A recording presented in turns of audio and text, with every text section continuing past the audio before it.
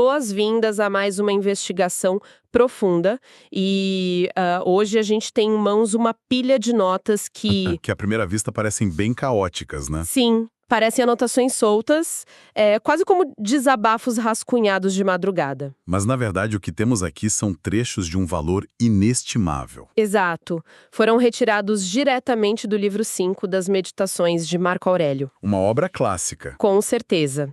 E a nossa missão hoje é mergulhar de cabeça nesses escritos para extrair a sabedoria prática que eles escondem. É fundamental estabelecermos o contexto desse material desde o primeiro minuto. Sabe, o objetivo da nossa imersão de hoje não é ler um compêndio de história militar romana, Não, de jeito nenhum. nem fazer uma análise acadêmica sobre política antiga. Perfeito. O que temos aqui é o privilégio raro de observar os pensamentos íntimos de um homem Que tentava governar a própria mente. Isso, através da razão, em meio ao caos total. É um diário estritamente pessoal de resiliência e de foco. E detalhe, esses textos não foram escritos para serem publicados. De forma alguma. Foram escritos como um exercício de sobrevivência mental. Um exercício que acabou sobrevivendo ao teste do tempo. Ok, vamos desempacotar isso, porque o que mais me chama atenção na leitura inicial é uma constatação muito curiosa. Qual seria? A de que os dilemas humanos não mudaram absolutamente nada em milhares de anos. Isso é muito verdade. Estamos analisando anotações antiquíssimas e, ainda assim, os obstáculos relatados são assustadoramente cotidianos. O que é fascinante aqui é que essas notas revelam uma luta diária, uma batalha quase minuto a minuto contra os próprios impulsos. Sim, o texto não foca em grandes estratégias do Império. Exato. O foco são as batalhas internas invisíveis, esse embate constante entre a inércia e o dever. Que é algo com o qual qualquer pessoa na nossa audiência vai se identificar plenamente. Sem dúvida. Trata-se daquele conflito eterno, né? Entre o que o corpo quer fazer por puro comodismo, E o que a consciência dita que precisa ser feito. Pela razão. precisamente. E quem está do outro lado da tela nos acompanhando agora vai perceber logo de cara que as soluções propostas são extremamente aplicáveis. Muito práticas. Ao final desta análise profunda, nossa audiência entenderá a técnica específica deste autor para enfrentar situações muito corriqueiras. Situações como a indisposição matinal Sim, e o convívio com pessoas difíceis. e até as grandes rasteiras do destino. Então vamos direto ao primeiro ponto das nossas notas, que aborda um desafio universal. O famoso som do despertador. Esse mesmo. Vamos lá? Com certeza. E o material traz uma imagem descrita com uma honestidade brutal logo no item 1. A cena é bem clara. Amanhece e há aquela má vontade imensa de levantar. Aquele peso no corpo. O autor escreve sobre o desejo de ficar reclinado entre pequenos cobertores. Porque citando o texto é mais agradável. Simplesmente porque é mais agradável. É a vontade pura e simples de ignorar as demandas do mundo e continuar no calor das cobertas. E a resposta que o texto oferece a essa relutância é o que define toda essa linha de pensamento. Ele é bem duro consigo mesmo, né? Muito.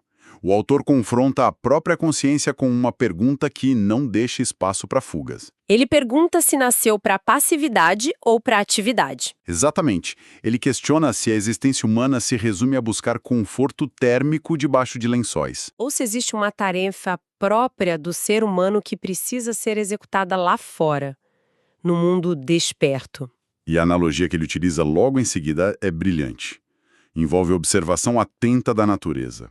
Sim, ele cita vários elementos. Os arbustos, Os pássaros as formigas também e as aranhas. e as abelhas. A observação central dele é que todos esses seres cumprem suas funções próprias. Eles acordam e vão contribuir, cada um na sua escala, para manter a ordem do mundo. E aí surge a pergunta central dele. Por que o ser humano se recusa a fazer a sua parte? Mas olha, lendo isso com um olhar crítico, me surge uma dúvida. Eu fiquei pensando, é uma comparação inteiramente justa? Como assim? Porque uma formiga age por um instinto biológico, automático. Não tem o peso da consciência ou do cansaço mental que a gente carrega, entende? Como o texto justifica essa cobrança tão estrita em cima do ser humano? Essa é uma ponderação muito necessária. Mas o texto não ignora a complexidade do cansaço. Ele fala sobre o descanso, né? Sim, a própria mente do autor levanta essa objeção no texto. Ele diz, mas é necessário também repousar. Então ele admite que não somos máquinas. Totalmente. Ele concorda plenamente com isso e reconhece que o descanso é indispensável. No entanto, o argumento central é que a natureza fixou limites para o repouso. Da mesma forma que fixou limites para a necessidade de comer e beber. Exatamente. O erro humano não está no descanso em si, está em ultrapassar a medida do suficiente. Ah, entendi. Então a preguiça é o excesso desse descanso. Isso. E o ser humano tem a razão como sua natureza específica. Portanto, recusar-se a agir racionalmente em prol da comunidade por excesso de preguiça... É ir contra a própria essência humana. Perfeito. A conclusão dessa autoanálise no texto é bastante incômoda, inclusive. Ela bate forte. Bate muito forte. O texto afirma que ao ceder consistentemente a essa preguiça desmedida, o indivíduo demonstra não amar a si mesmo. A lógica dele é impecável aí. Porque quem ama a si mesmo, ama a sua própria natureza e o seu propósito. E ele ilustra isso mencionando pessoas que são obcecadas pelo que fazem. Ele dá exemplos ótimos. O cinzelador focado na sua arte. O dançarino completamente entregue à dança. O avarento focado no dinheiro. E até o presunçoso que busca vanglória. E o que essas pessoas têm em comum, segundo o texto, é que quando essa paixão toma conta, elas esquecem até de comer e de dormir. Só para se dedicar aos seus interesses. O contraste criado por essas ilustrações é muito claro. Se um artesão, um dançarino, é capaz de sacrificar o próprio sono para uma arte específica, como é possível que as atividades comunitárias, que são as obrigações voltadas para o bem comum, pareçam ter menos valor? A ponto de não justificarem sequer o esforço de sair da cama de manhã. Pois é. A mensagem para o dia a dia de quem nos escuta é sobre realinhar valores internos. Trata-se de encontrar um propósito racional no ato de levantar. E encarar o trabalho diário como uma contribuição essencial para a ordem das coisas. Aqui é que a coisa fica realmente interessante. Porque falando em sociedade e em contribuição, o item 6 das nossas notas muda um pouco o foco. Ele vai para a contabilidade dos favores? Isso. A reflexão gira em torno de como o ser humano lida com o bem que faz aos outros. O texto categoriza as atitudes humanas diante da prestação de um favor em 3 tipos distintos. O primeiro tipo é bem comum. Sim, descreve o indivíduo que, ao beneficiar alguém, está imediatamente pronto para cobrar o retorno. É aquela interação vista como uma transação puramente comercial. Onde o saldo precisa ser quitado rapidamente. É a atitude de registrar o favor como um empréstimo com juros altíssimos. Exato. E aí, temos o segundo tipo, que opera de maneira mais silenciosa. Mas com a mesma lógica de dívida, certo? Com certeza. Esta pessoa não verbaliza a cobrança. Ela não exige o favor em troca publicamente. Mas no seu fórum íntimo, ela passa a considerar o outro como um devedor. isso. O favor é arquivado na memória como um crédito permanente. Isso muda toda a dinâmica da relação de forma unilateral. Mas o material defende um terceiro caminho. Um caminho que quebra totalmente essa lógica de devedor e credor. Esse terceiro tipo de comportamento é muito elevado. É o daquele que age quase de forma inconsciente em relação ao próprio mérito. É a atitude de fazer o bem sem registrar a ação como um feito heróico. Sem esperar recompensa alguma. E o texto utiliza metáforas da natureza para ilustrar essa postura de uma maneira belíssima. As imagens escolhidas são muito vívidas mesmo. O autor compara esse comportamento à vinha que produz uvas. E depois de entregar o fruto que lhe é próprio, não exige nada além disso. Ele menciona também o cavalo que galopou. O cachorro que seguiu o rastro da presa. E a abelha que produziu o mel. A ideia central é que o animal ou a planta realiza aquilo que está na sua natureza realizar e simplesmente segue em frente. A recomendação é que a atitude humana siga exatamente esse padrão.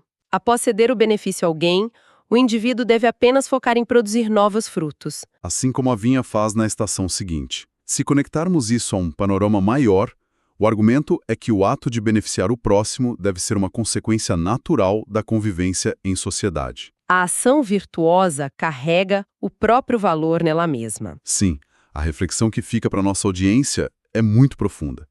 Ao agir em favor de alguém, A busca por aplausos, reconhecimento ou retribuição desvirtua o ato. O texto chega a questionar se o ser humano deve agir de forma inconsciente ao fazer o bem. E a conclusão aponta que sim. Produzir utilidade para a sociedade deveria ser tão instintivo e desprovido de segundas intenções quanto a abelha que cumpre o seu papel na colmeia. O bem comum não é uma moeda de troca. De jeito nenhum. Agora, essa visão exige uma alteração bem profunda na forma como a mente processa as interações, não acha? Uma reprogramação total. E essa necessidade de reconfigurar o pensamento nos conduz a um dos pontos mais complexos das nossas notas. O item 8. Isso. É a perspectiva que ele propõe para lidar com a dor, com a doença ou com as perdas materiais. O texto apresenta isso como a receita médica do destino. A compreensão desse ponto exige resgatar a forma como a medicina era vista na antiguidade, e o autor utiliza muito bem isso como base para sua analogia. O texto introduz a figura de Esculápio, que era o deus da medicina. A notação menciona que as pessoas frequentemente diziam coisas do tipo: Esculápio ordenou a ele a equitação, os banhos de água fria, o caminhar descalço. Os tratamentos médicos descritos eram extremamente rigorosos. Muito. É óbvio que banhos de água gelada não são prazerosos, mas o paciente obedece à prescrição porque confia. Confia que aquele rigor é o caminho necessário para a cura. A transferência dessa lógica médica para os acontecimentos da vida é o cerne desse argumento. É forte isso. O autor sugere que se deve olhar para os grandes reveses da mesma exata forma. Então, quando surge uma doença grave, uma perda financeira ou qualquer infortúnio, A orientação é interpretar que a natureza universal ordenou aquilo. O destino prescreveu aquele acontecimento específico como um tratamento apropriado para o todo. ele usa a palavra ordenou. Sim, com a mesma autoridade de um médico receitando um remédio amargo, mas que é indispensável. Mas, pensando friamente sobre isso, exigir esse nível de aceitação não beira a insensibilidade diante do sofrimento? É um questionamento válido. Porque, poxa, está no meio de uma dor profunda, de um luto ou de uma falência, e interpretar isso apenas como um remédio para o universo parece uma exigência quase inumana. Como o texto fundamenta a capacidade de aceitar algo tão devastador de forma tão racional? O texto sustenta essa visão através de duas premissas estruturais muito bem amarradas, baseadas na percepção de um universo interconectado. E ele usa imagens de construção para isso, certo? Exato. O material usa a imagem de uma pirâmide ou de uma muralha. Os construtores sabem que cada pedra quadrangular precisa se encaixar harmoniosamente em uma posição bem específica. Para que a estrutura não desabe. Isso. O primeiro argumento para abraçar o infortúnio é que aquele evento foi designado individualmente, vinculado a uma cadeia de causas que culmina naquele momento exato para aquela pessoa. E a segunda premissa expande isso para uma escala cósmica. O segundo argumento afirma que o que acontece com uma única parte é causa da perfeição, do progresso e da continuidade do universo inteiro. A visão que transparece nas notas é que a natureza universal não produz nada que não se adapte ao bem maior do conjunto. Portanto, o texto argumenta que se revoltar contra o que acontece é simbolicamente tentar amputar uma parte dessa continuidade. O desafio proposto é tentar compreender que o sofrimento individual compõe a saúde desse grande mosaico da existência. É um salto de perspectiva gigantesco. E essa tentativa de enxergar um obstáculo enorme através das lentes de um tratamento universal pode ser a chave para converter a ansiedade em algum nível de aceitação. Com certeza. E essa necessidade de processar a realidade interna de forma tão blindada nos faz avançar para os itens 16, 19 e 20 das fontes. Nesses trechos, o autor detalha a construção daquilo que rege todas essas percepções. A cidadela interna da mente. O foco aqui é o domínio irrestrito sobre as próprias faculdades mentais diante das circunstâncias externas. O item 16 traz uma constatação de grande força poética. A frase é: a alma é colorida por sua imaginação. É uma frase curta, mas que carrega o peso de ditar a forma como a inteligência é moldada. O autor insiste que as imagens que cultivamos com frequência acabam tingindo a nossa capacidade de raciocínio. E a nossa forma de ver o mundo, consequentemente. O fundamento desse argumento, conforme exposto no item 19, é que as coisas externas não possuem nenhum acesso à alma. Elas não entram. Não, elas não podem girá-la ou movê-la. Os eventos em si permanecem do lado de fora, estáticos. Apenas a própria alma tem o poder de se mover e de dar significado ao que acontece. Se a mente é quem define as cores da experiência, então a qualidade da vida depende dessa interpretação interna. O texto pontua que, se é possível viver em um palácio, também é possível viver bem em um palácio. Porque as paredes de ouro ou as paredes de pedra não ditam a tranquilidade de quem as habita. Os pensamentos é que ditam. E essa capacidade de moldar a percepção atinge o seu ápice no item 20, que é quando o texto aborda os obstáculos impostos por outras pessoas. O fator humano. Sim. O autor reconhece que os seres humanos estão vinculados uns aos outros e que o dever primário é suportá-los e fazer o bem. Mas ele também é realista. Muito realista. Ele nota que, frequentemente, essas pessoas se tornam um bloqueio para as nossas ações. E a solução que ele propõe não é o embate direto e cego. De jeito nenhum. A solução é a flexibilidade tática da inteligência. O texto detalha que a inteligência adapta cada obstáculo ao seu próprio objetivo principal. A frase exata utilizada no material merece um destaque. Ele diz: converte-se em ação o que retinha essa ação, e em caminho o que era obstáculo nesse caminho. É a técnica mental de virar o jogo, o conceito puro de reaproveitamento de energia. A ação bloqueada muda de natureza. Exato. Se alguém tenta impedir um avanço seu, a nova ação passa a ser o exercício da paciência, da tolerância ou da diplomacia com quem causou o bloqueio. O obstáculo físico ou social deixa de ser um impedimento e passa a ser o próprio terreno onde a virtude será praticada. A força que deveria reter o movimento é transformada no combustível que possibilita o progresso moral. É fascinante. Mas essa construção monumental do controle mental precisa ser aplicada no mundo real. E o mundo real nem sempre é feito de grandes dilemas existenciais. Definitivamente não.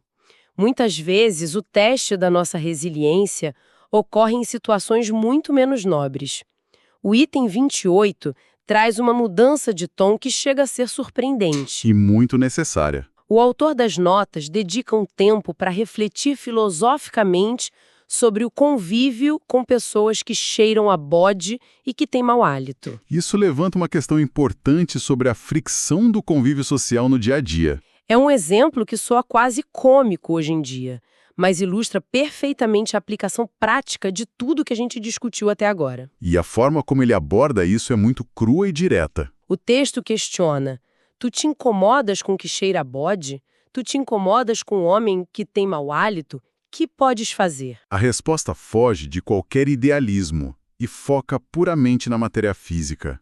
O argumento é que a boca daquela pessoa tem determinada característica, as axilas possuem determinada biologia. E as leis físicas ditam que esses odores são a consequência inevitável dessa constituição material. A análise central aqui recai sobre a inutilidade da irritação. Não adianta brigar com a biologia. Exato.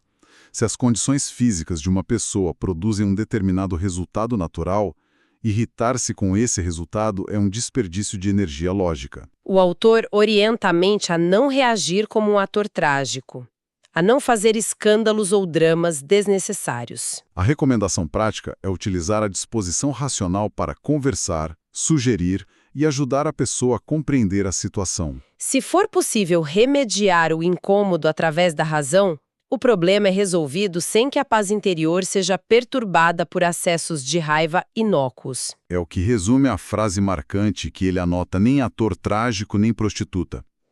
Nada de exageros emocionais em nenhuma direção. No entanto, enquanto lidamos com odores e incômodos passageiros, as notas logo nos puxam para uma perspectiva imensamente mais ampla e, de certa forma, até melancólica. O item 23 traz isso com muita força. Ele pede uma observação atenta à velocidade com que tudo desaparece. O autor descreve a substância e o tempo como um rio de curso violento. Essa metáfora do rio ininterrupto serve para redimensionar a importância que damos aos pequenos conflitos humanos. O texto enfatiza que as atividades estão em contínua mutação e as causas sofrem alterações infinitas. O alerta é sobre a proximidade constante do abismo do passado e do abismo do futuro, Nos quais tudo o que existe acaba desaparecendo. As palavras usadas no item 33 intensificam essa percepção de fragilidade. Constatação direta é que logo todos seremos apenas cinza e esqueleto. O texto ainda lança a hipótese de que talvez sobre um nome na memória de alguém, mas que mesmo esse nome é apenas um ruído e um eco. Aquelas disputas que mais consomem a energia das pessoas são descritas de forma quase irônica, como atividades de cães que se mordem. Ou de crianças que riem e em seguida choram. O contraste entre o esforço empregado nas brigas e a efemeridade do resultado é gigantesco. A lógica que se extrai da contemplação dessa vastidão temporal é que qualquer manifestação de orgulho excessivo ou de desespero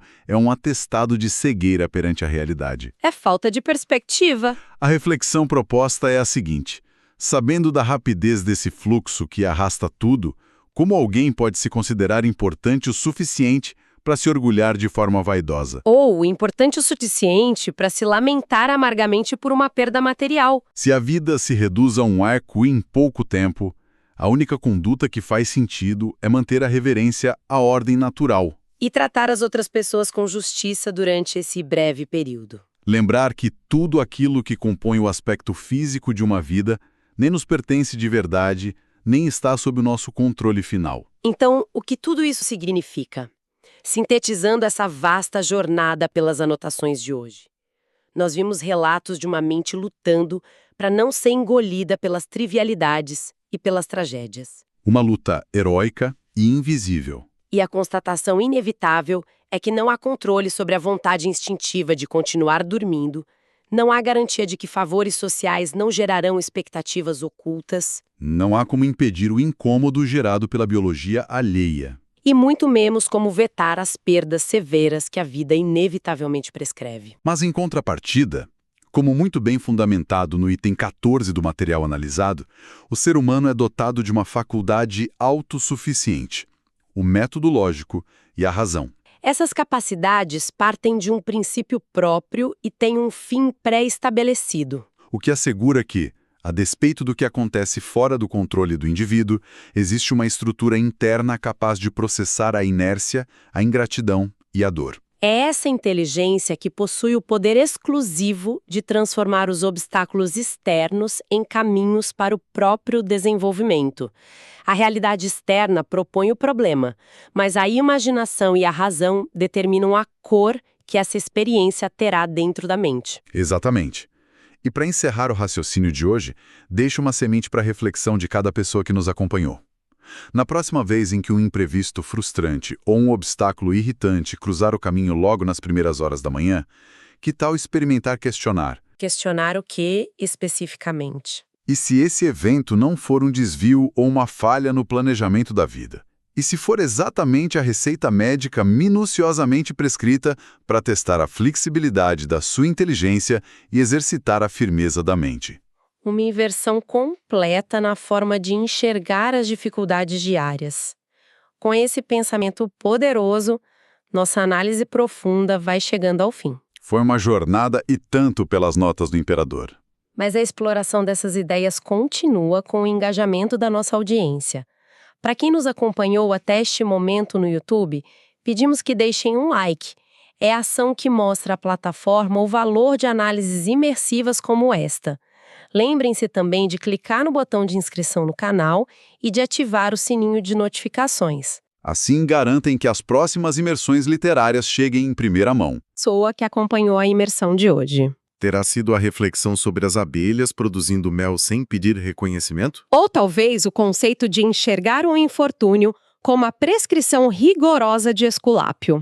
Ou até a lógica fria de lidar com quem cheira a bode e tem comportamento difícil. Deixem as opiniões registradas. Muito obrigada pela companhia nesta investigação e até a próxima análise profunda.